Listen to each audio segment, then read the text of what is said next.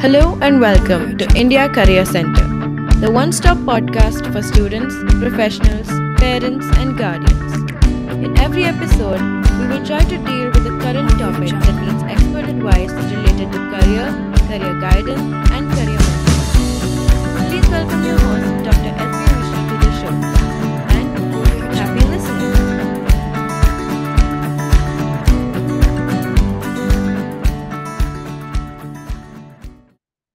Ladies and gentlemen, welcome to another episode on India Career Center. Today we are going to talk about the state of higher education in India. I would like to quote here some of the facts which are published in the All India Survey on Higher Education 2021. As per that report, in India, around 4.13 crore students enrolled into higher education in 2021. Around 2.12 crore male and 2.01 crore female. The split of the enrollments were like this.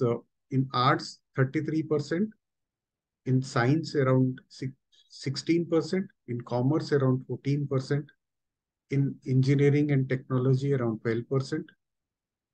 So that was the broad split of enrollments in 2021. The number of students who passed out in the same year were approximately 95 lakh.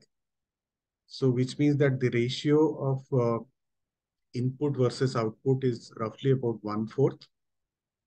The number of students who passed out were they were BA around 20 lakhs, Bachelor of Science about 11 lakhs, Bachelor of Commerce around 10 lakhs, engineering students around 8.3 lakh, and diploma students around 8.5 lakh. And which clearly means that in India, if there are 95 lakh students who have passed out in the year 2021, so many jobs are required in the formal sector to be given to these students who pass out from the education system. But we know that most of the normal graduate students in different streams do end up doing something other than the formal jobs. So there is this gap of what the industry needs in terms of skills, in terms of the knowledge and know-how, and what is being offered in the formal education, especially the higher education in India. To address some of these skill gaps in the higher education, there are organizations like Masai School who are trying to bridge that gap by providing the additional skilling programs for especially the undergraduate students who are not from a technical background. Of course, there are technical background people as well, but primarily the target is to help the non-technical students to acquire some skills and be ready for the job for the job market.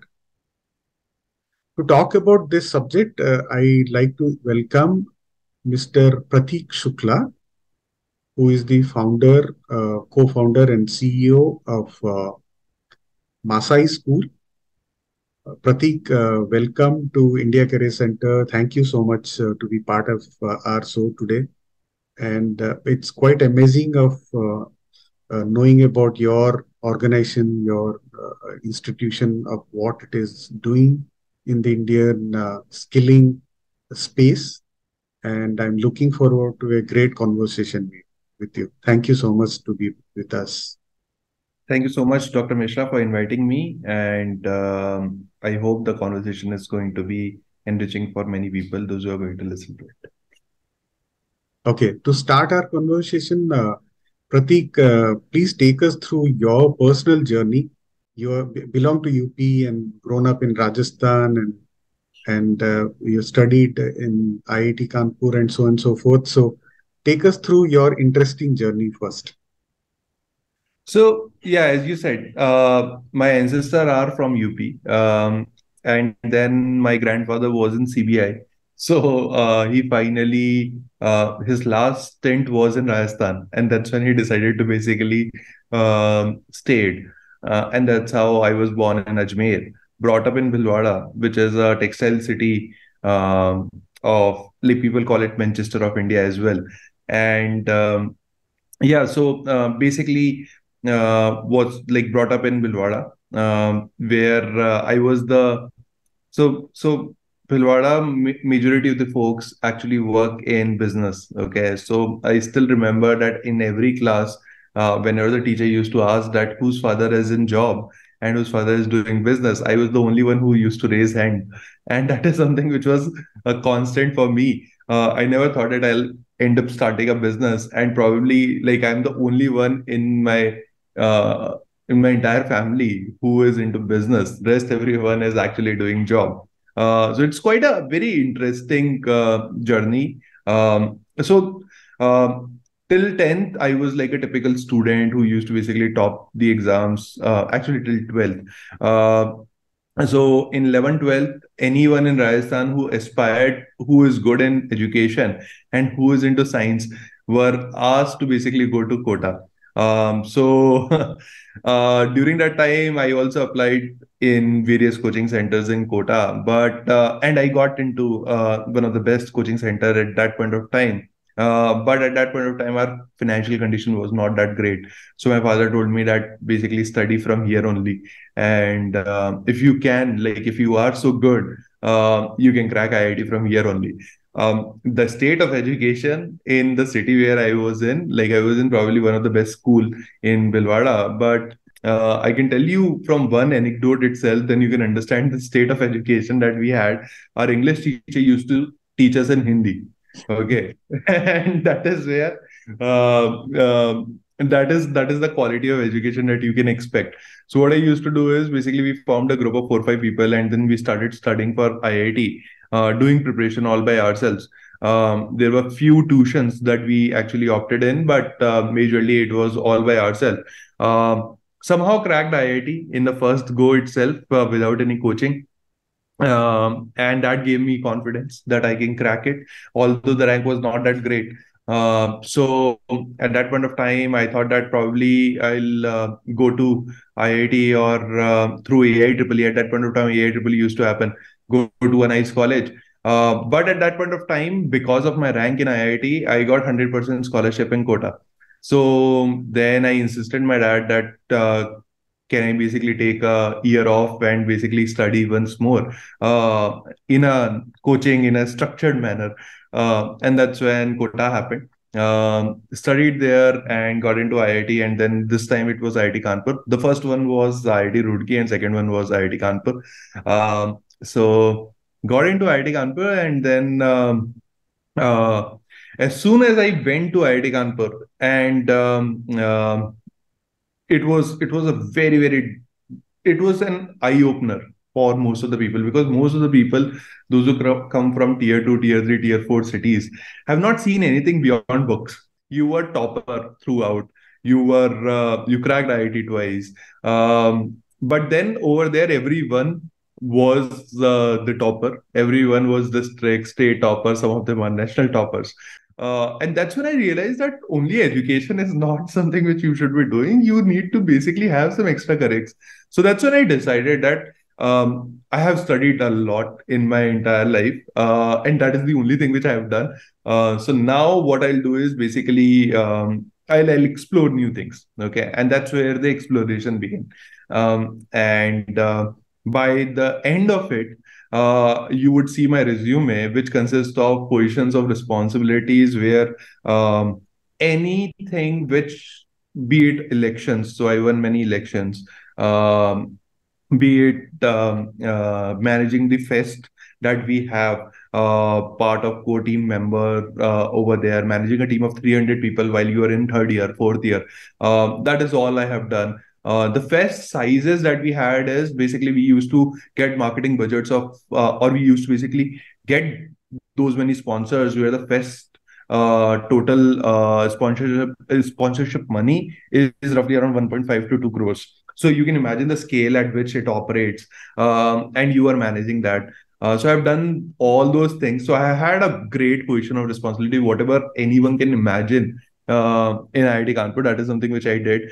And as a result, I think majorly the like in my previous startup or in this startup, you'll see that many people are there from IIT Kanpur. Most of them are my juniors or my batchmates, those who have worked with me in those fests or worked with me during that time, and they've seen me working, and that's how you build a very very strong bond. So it was a very like it was a very different kind of an experience, but amazing ride in IIT Kanpur.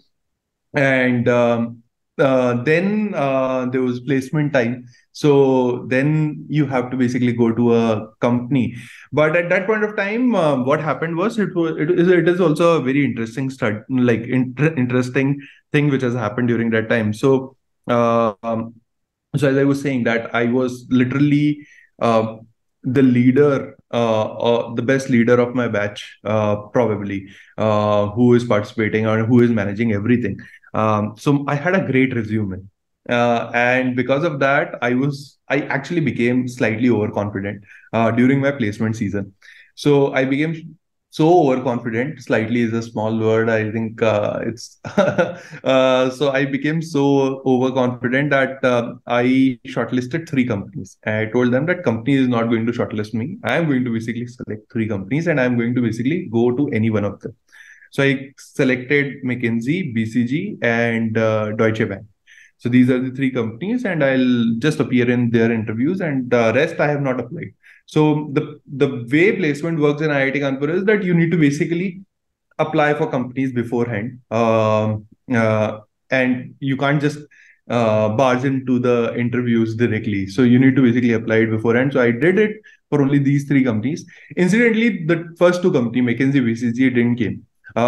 So they opted out from placement during my time, and then there was only one which was remaining, which was Deutsche Bank, and I was rejected in the first round itself. And now you imagine that I was so overconfident that I have not applied to any other company, and this is the company where I rejected in the first round. And I was sitting idle for the first 7 days, and in the first 7 days, 60 to 70% of the batch usually get placed. Okay. And then I was sitting over there, everyone in my wing. So this is a wing system. So you have like 20, 25 people, those who are living together. They are in part of one wing. One floor is known as one wing.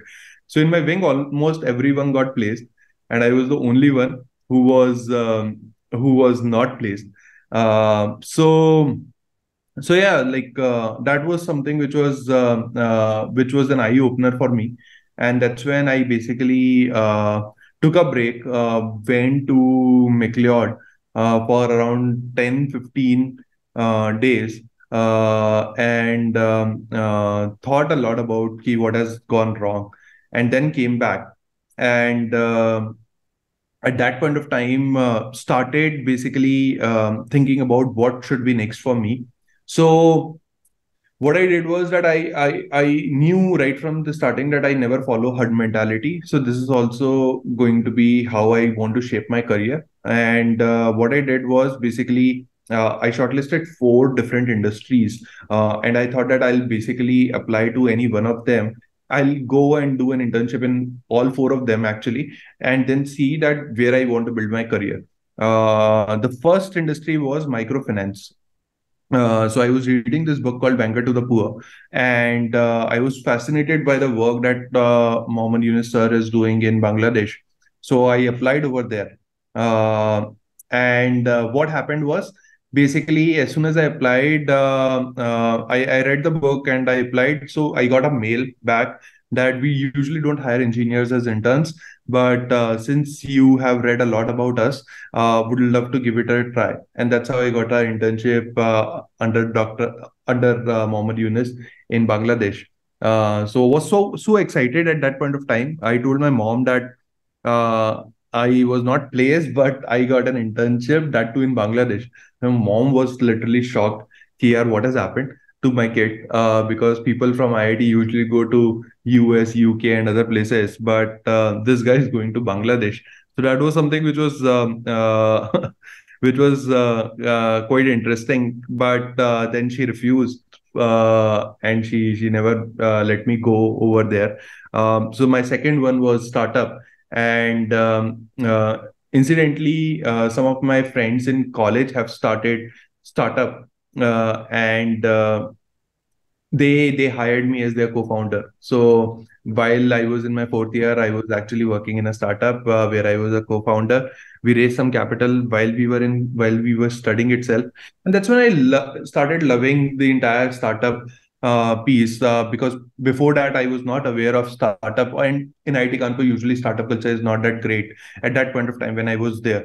Now it's quite amazing, but at that point of time, we were the very few people, those who were exploring startup as the way forward.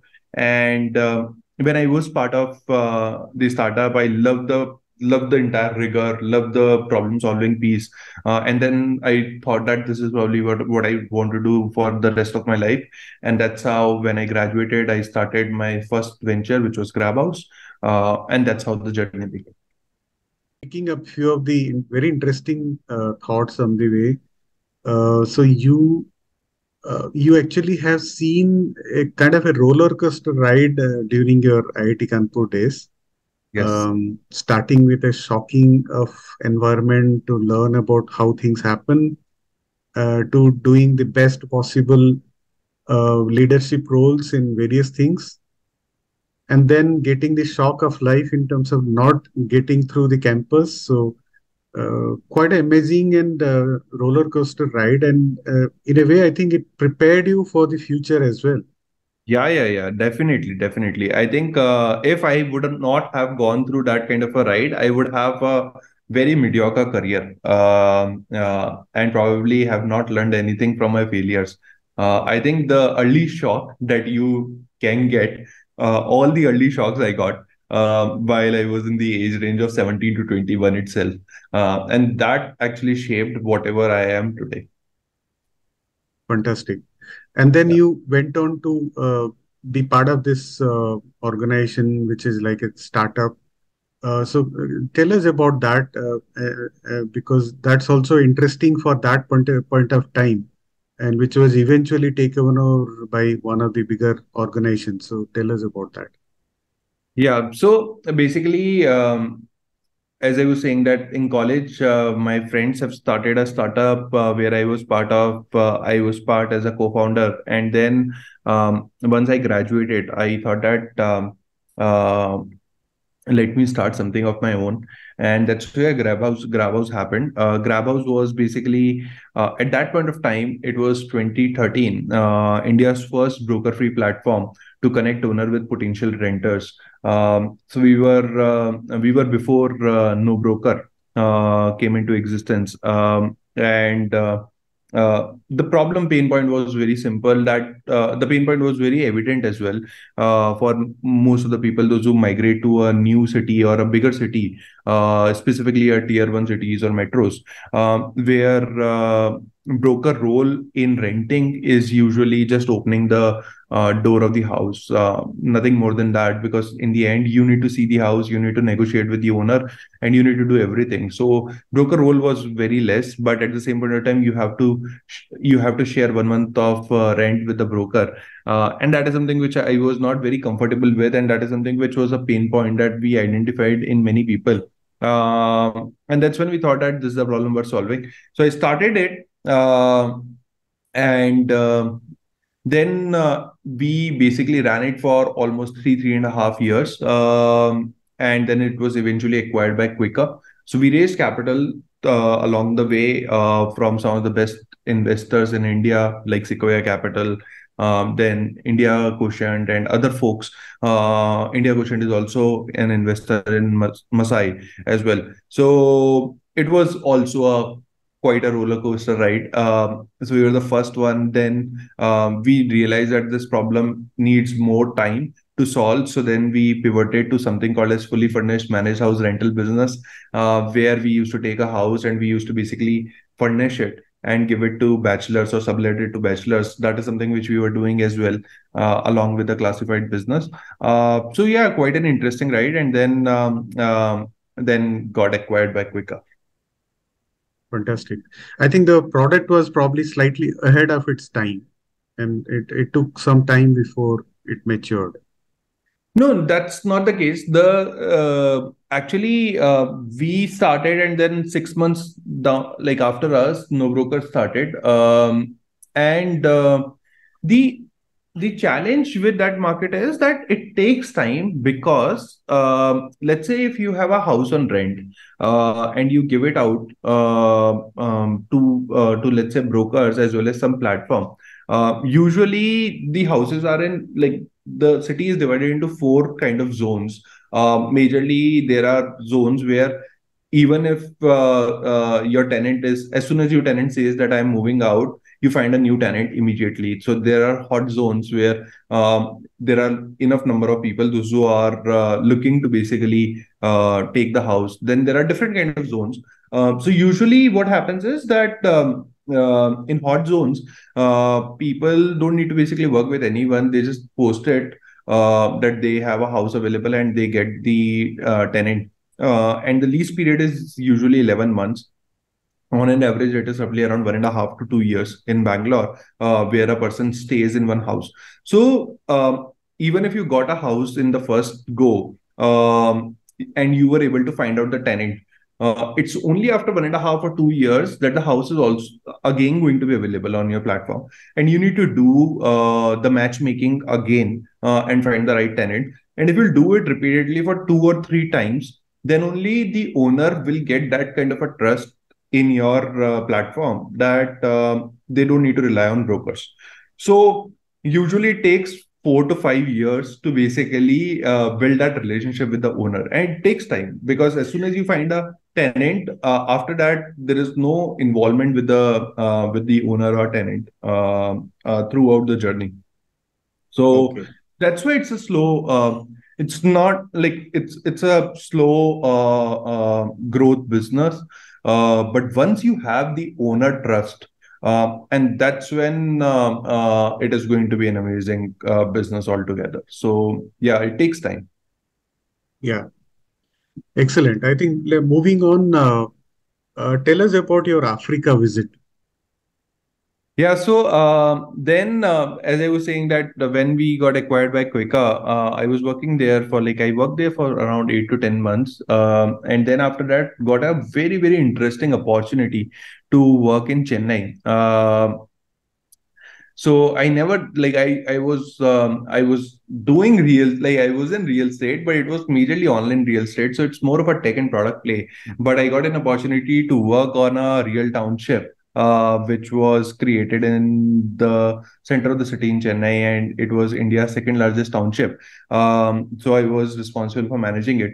So I worked there for like 2 years, and after that I realized that my role over there is majorly to maximize the revenue per square feet, which in the age of 28, 29, you think that it's not what I want to do right now. So that's when I thought that probably I need to go back to the startup world once again. But before that, I thought that let me take a break. And I went to Tanzania. So I went there for almost like 7 to 10 days. But I loved the entire experience. I interacted with Masai Mara tribe, and let me tell you more about Masai Mara tribe first. So Masai Mara is one of the strongest tribe of Africa. Okay, they consider so they have very strong cultural beliefs, but at the same point of time. The entire tribe believes that formal education is of no use. Okay, so they don't believe in formal education at all. What they do is basically they have their own Masai Mara run schools, which specializes in one particular skill set. So let's say if you want to basically be involved in farming, agriculture, and other things, so there's a school meant for that. And children, right from the early age, are enrolled in those schools where they develop skills to basically work in one particular area. And that is how they are shaped. Their career is shaped.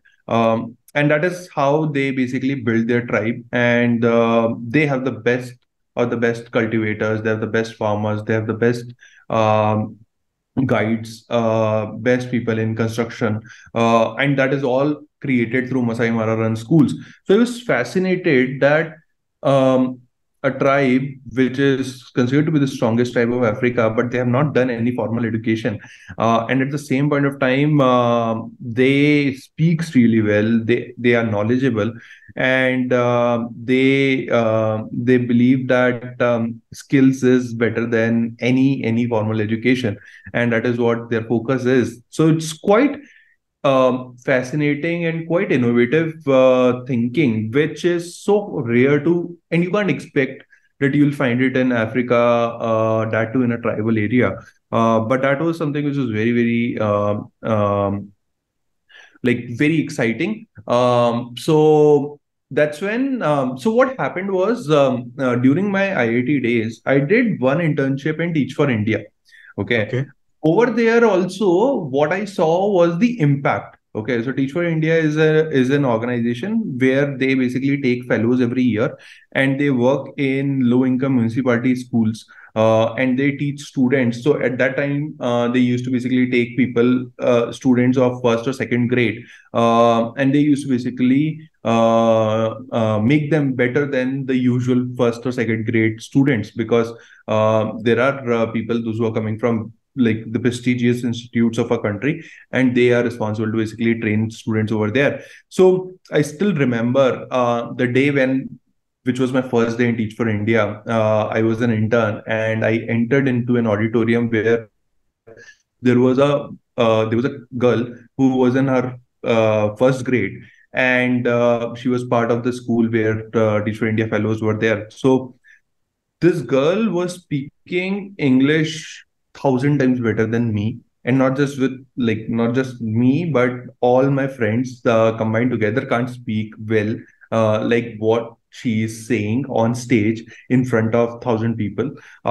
She was expressing herself beautifully, and she was a moderator in one play which she only directed, and that was amazing. Like a first grade student from a low income municipality school, and all the other kids over there are 1,000 times better than the students that I even see in ninth or 10th standard in from an international school, and very expressive.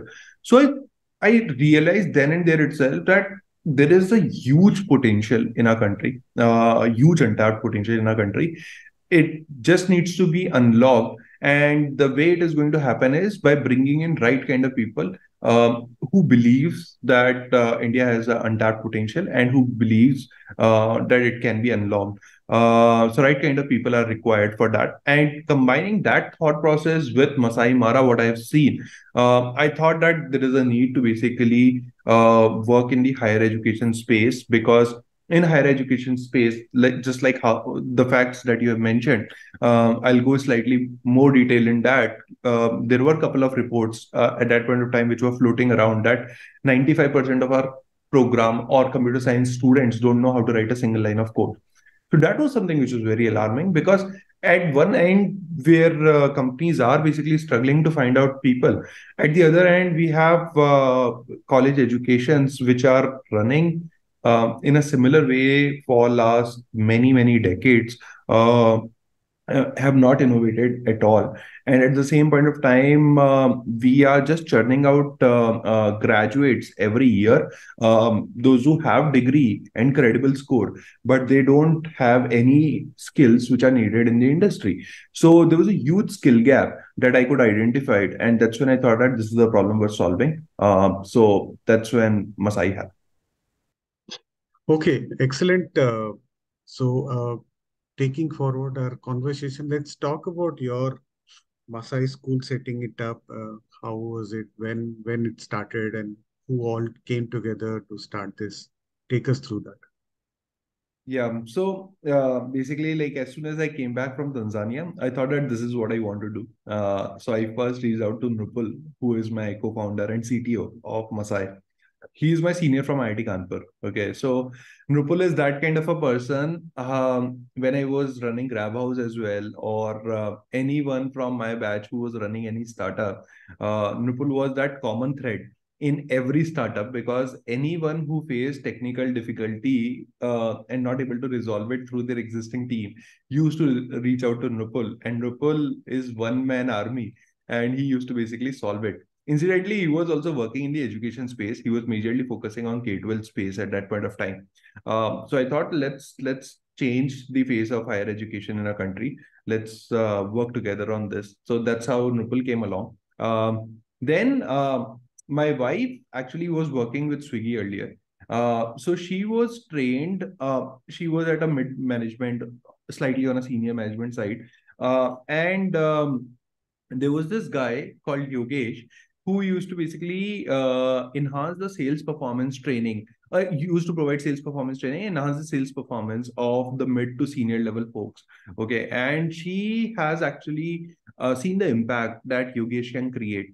Okay, so I knew right from the starting itself that when we are going to build any school which is going to disrupt the higher education, the most fundamental piece is going to be communication skills and behavioral training, because technical part is still something which can be manageable, but if you want to make someone holistically developed, communication is going to play a very, very important role. So I wanted someone who basically can work with students, not just on basic communication skills, but enhancing the overall personality of a person. Okay, so that's when I got connected to Yogesh, and he's my third co-founder. And we all three came along and we started Masai in June 2019. So it's literally like almost 4 years now. So 4 years back, we started Masai. Yeah. And I did uh, came across this wonderful concept of pay after placement. Yeah. I'm sure there are quite a few videos as well, but if you can explain this to our viewers and listeners. Yeah. So when we were thinking about what we need to do in Masai, okay, so we form a team, but what is the area that we want to focus on? So Nrupal being a techie, I am majorly a tech and product guy in the past as well. So we knew that right from the starting that tech is our core forte, and we are going to basically make programmers. And also we believe in one very important thing, that 10 years the next 10 years belongs to tech and tech industry alone. You are seeing whatever is happening around us, generative AI and everything coming in. So it's a golden era to be in tech. So we knew, and we were very bullish about this space. So we knew that this is what Masai is going to be focusing on. But we don't want to become the next education institutes. Like for example, when I was telling you that the institutes have not changed in decades. The best institute where I have studied, they also change their curriculum once in 10 years. Okay. And that is something which is so shocking, because the industry around us is changing at a rapid speed. It is changing like we talk about AI, ML, data science, and other things. Most of the work happens on TensorFlow, which was created in 2016, 2015, 2016. Now imagine the industry is being set up which were on the technologies which are created in 2015, 2016. And at the same point of time, we are saying that we are changing the curriculum in once in 10 years. That's something which was bad. So we knew right from the starting that we need to basically have a very strong industry collaboration. But at the same point of time, we are still not going to disrupt the higher education until unless we basically create a situation which is a win-win for students, for institutes, and for college, for corporates. If we'll not create that, it is not going to be something which is going to disrupt anything. So we started with a model that we are not going to charge any upfront fees to our students. There is zero fees to enter into Masai School. There is an admission test. You give the admission test, and you're part of Masai School. And once you basically complete the entire course, which takes 8.5 months. And once you graduate and get a job of 5 lakhs per annum or above, then only you pay us fees. If you don't get a job of 5 lakhs per annum, or let's say if you get a job of 4.9 lakhs per annum as well, you don't have to pay us a single penny. So it creates it, it is like basically saying that I am going to work harder than my students to basically ensure that students' outcome or student success is the first key metric which is going to be achieved. Once that is going to be done, and once that is going to be done, it is going to be a win for the industry as well, and then eventually it is a win for the institute as well. If any education institutes promise you that they'll give you a job, and if they fail to do so, they should not get paid, correct? uh, Yeah. and that is something which I truly believe in. And before starting Masai, I actually spoke to a lot of colleges. I told them that there are engineers that you're churning out like crazy, and they are not finding engineering jobs. So why are you getting paid in advance for the education, and why you don't focus on this kind of a model? And everyone said that education industry is a recession proof industry. Okay, and it is because we take money upfront. We don't care about what is going to happen, and that is something which is so bad. So we knew that right from the starting, and specifically the kind of students that comes to Masai school. It like because of this, removing this financial barrier, you unlock the potential. As I was telling you, that unlock the untapped potential is something which needs to be done. And tier 2, tier 3, tier 4 cities or villages of a country where people can't afford to basically pay any money to get quality education, for them this is like uh, a place where you can study, you can get quality education, you can basically get a job. And 5 lakhs per annum is that kind of a job which puts you in top 2.5% population in our country. So it's aspirational as well. And because of that, and the entire model is facilitated through pay after placement. So basically, once you get a job, and then you basically have to pay the fees from your monthly salary. If you don't get a 5 LPA job, you don't have to pay us anything. So that's pay after placement. And that model actually widen the pool, and unlock this for people, those who can't afford quality education, create a level playing field for everyone. And at the same point of time, keep the institute on toes all the time to ensure that you are going to only obsessed about students outcome, nothing else. And that is what the DNA of Masai school is. What is very interesting is that there's a lot of trust which you put on to your students, Yeah, because you're trusting them while taking them yeah, in terms of they getting into a good organization, and after that paying you back.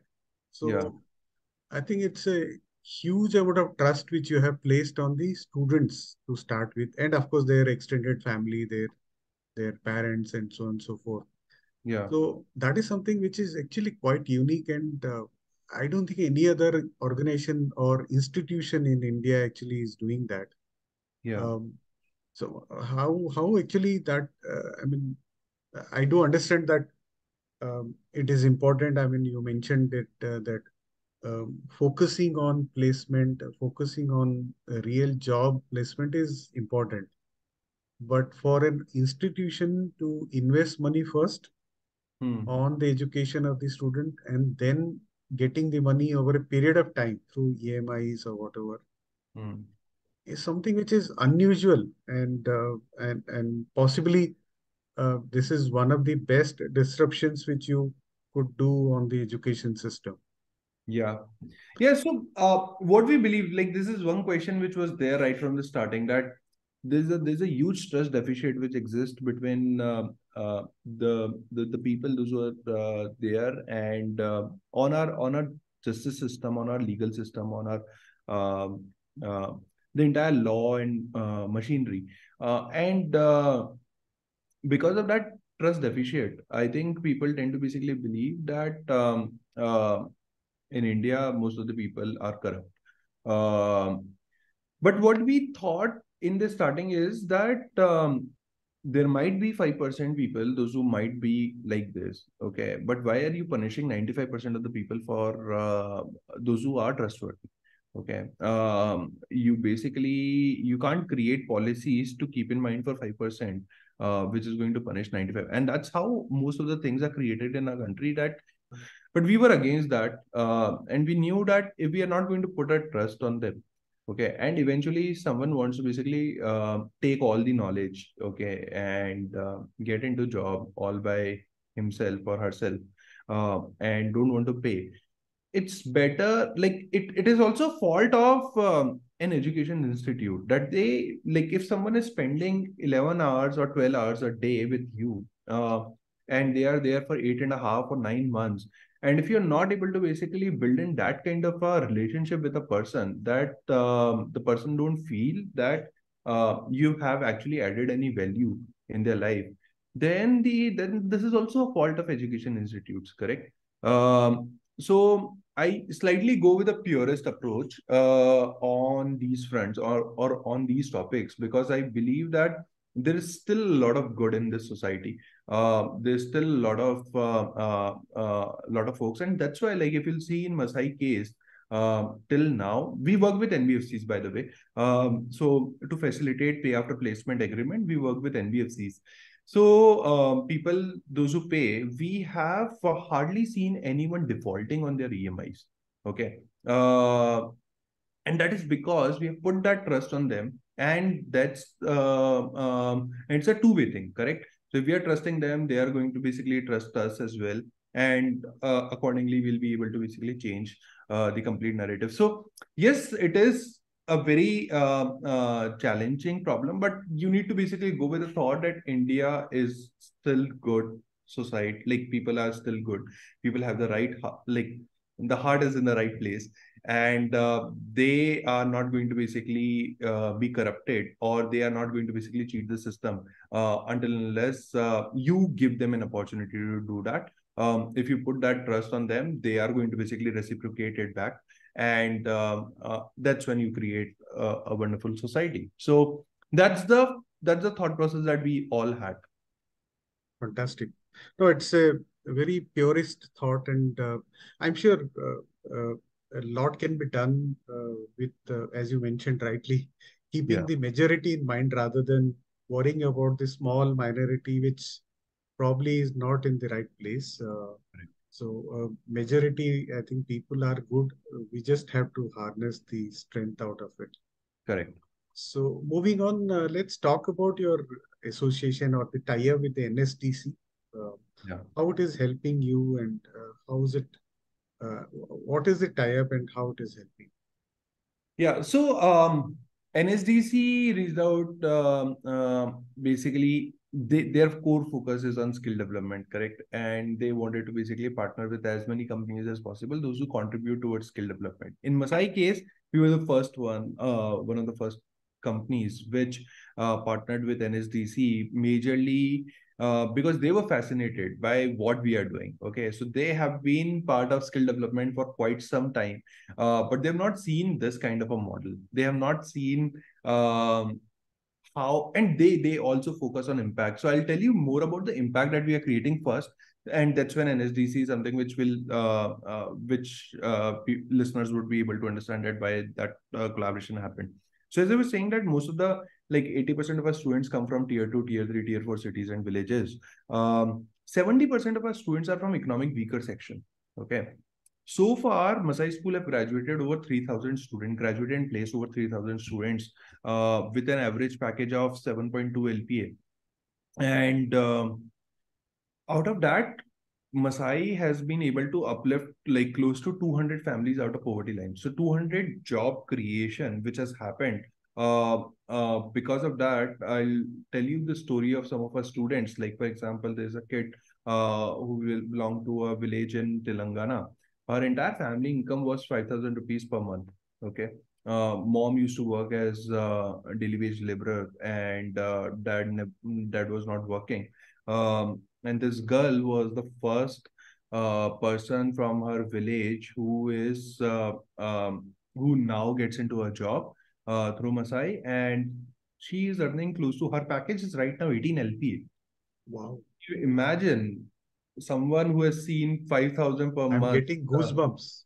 Yeah, and this is like not just one story. I'll tell you hundreds of stories like this where um, someone, and this is the beauty about this model, that if you change or if you transform someone's life, you are not just helping that person, but you are changing the entire family. You are changing all the people around them, and that is eventually contributing towards society. Now, from that same village, there are 17 other girls and guys, those who are studying in Masai school, because of seeing that girl's transformation. Okay, she has shifted her entire family to Bangalore. Her mother has stopped working now. Her father stays at home, and then she works, and she basically like do that, like, and she gives them all those kind of things which were lacking in their household. Like, she was so happy when she bought her first TV from her salary. Like, this is the first time they had TV in their house. And there are many more than that, like many more stories like that. So NSDC saw this impact. Okay, and this is why NSDC was formed in the first place. They want to basically focus on skill development. They want to focus on creating an impact. So the combination of both the things, they saw it in Masai, and that's when they decided that they want to partner with us. So what we get is basically we work closely with NSDC on not just skill development piece, but at the same point of time, we work very closely with them to improve the ITES KPIs for all the other skilling institute as well, so that we are all on the same page. The quality level which is needed in the IT industry is something which we are drafting with them very closely. They are also working with us, unlocking Masai's potential in terms of reaching out to various corporates and other places. So they work very closely with us. In return, what our students get is, once they graduate, they get a certificate of completion of the course, which is jointly signed by Masai and NSDC. So it is accredited by Government of India in a way, and that is something which is quite beneficial for someone who basically might not have done the formal education in the past, but now getting that certificate which is recognized across the industry. So that is the collaboration that happens with NSDC, and not just with NSDC. I think Tamil Nadu Skill Development Center also signed a MOU with Masai School to basically work with colleges, those who have very poor placement rates. Same is the case in Karnataka, this Karnataka Digital Economy Mission, those who have signed a collaboration document with Masai to uplift 1,000 women, or to basically make sure that we are skilling 1,000 women in tech in next 1 year, and they are going to basically create placement opportunities for them. So we are going to basically be taking students from villages, and we are going to train them to become software developer, and they are going to be part of Karnataka Digital Economy Mission. So yeah, like, the governments are quite open about it, and they are working very closely with us. And yeah, I think that's in a nutshell what the entire collaboration is all about. Excellent. So I think moving on. So how do you see the next 5 to 7 years? You did mention that this is the golden period for tech industry. Yeah. But how do you see Masai in the next 5 to 7 years? So we have a very like, we have two milestones that we intend to basically achieve. Currently, we have 9,000 students studying in Masai School across different learning track. Now, from a, like, someone who needs to basically visualize it, that how big it is equivalent to the first years of all the IITs put together. Wow. So 9,000 students, which is putting all the IITs student of first year together. That's how big Masai School is right now. Our first milestone that we intend to achieve is that we want to graduate and place 25,000 students every year, which we want to do in next 2 years.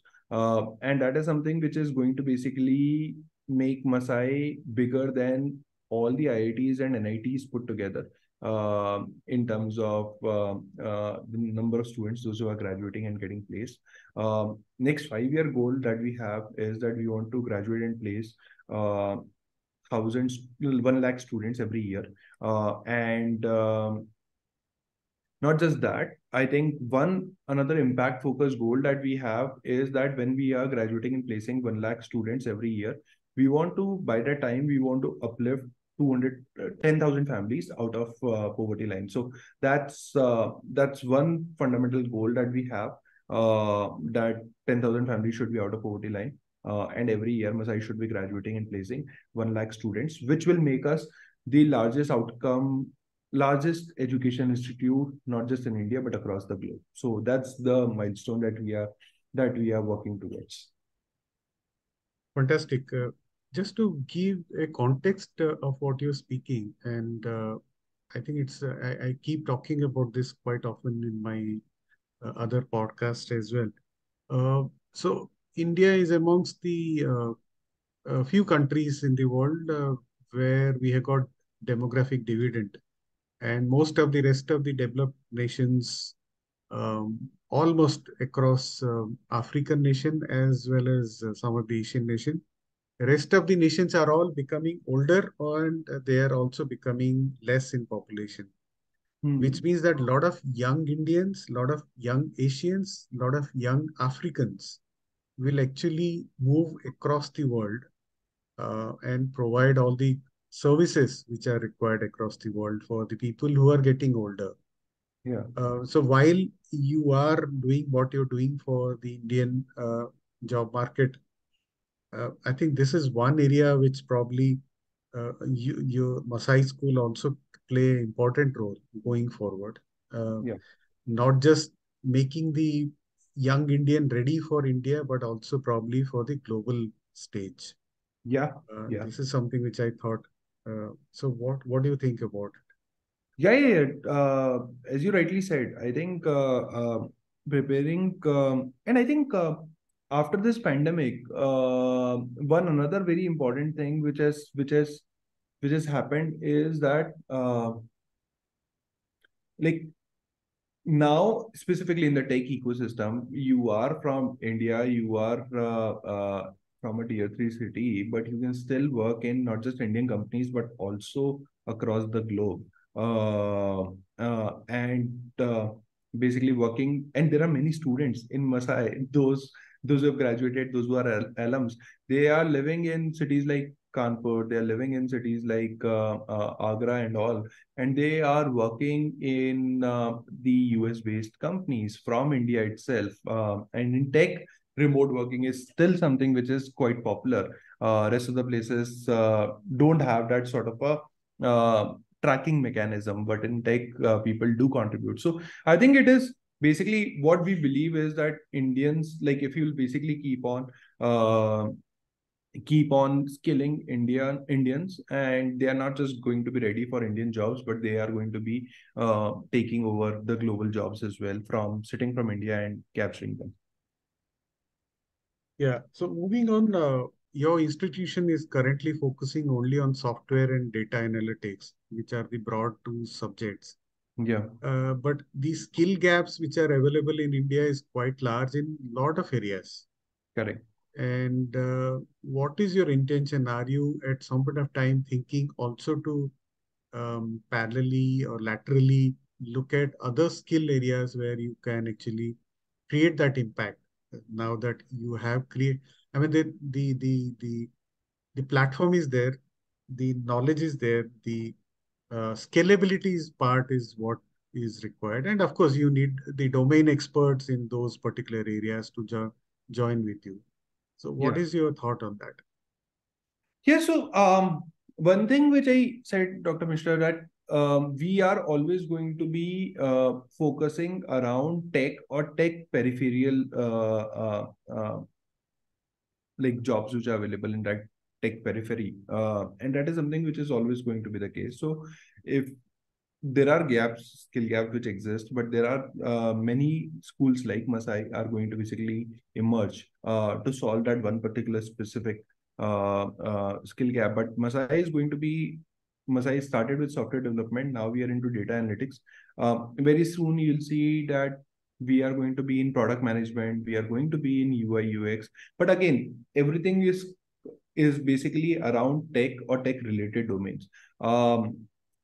If it comes to the MBA side of things, that is where we are not going to focus on, at least for next foreseeable future that I am looking at. But I think it is going to be because we are very bullish on tech, and we believe that tech and tech related jobs are going to be the the most like most in demand jobs in the world, not just in India, in this decade. So we are going to basically be servicing around that. But yes, there are going to be different courses in tech related domains that are going to come up at Masai.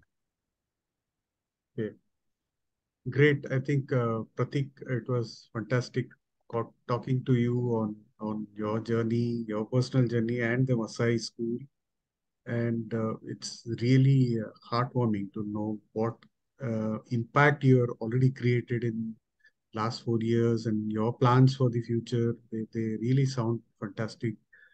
So I really sincerely want to thank you for spending time with us, explaining about all the facets of Masai School, and young listeners and viewers and or their parents, whoever is watching this or listening to this, they can the you can explore the links which are provided on this so link, and apply for the relevant kind of courses in Masai School.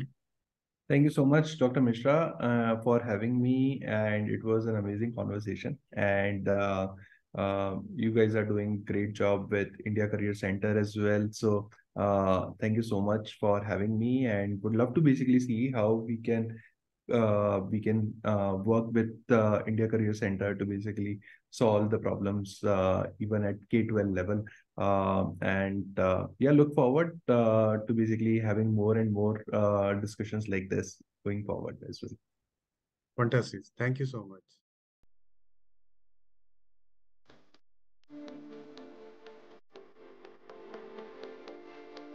Hope you enjoyed this episode. We sincerely wish you could take something from our conversation today and be able to apply it to your life in a positive way. We value your feedback.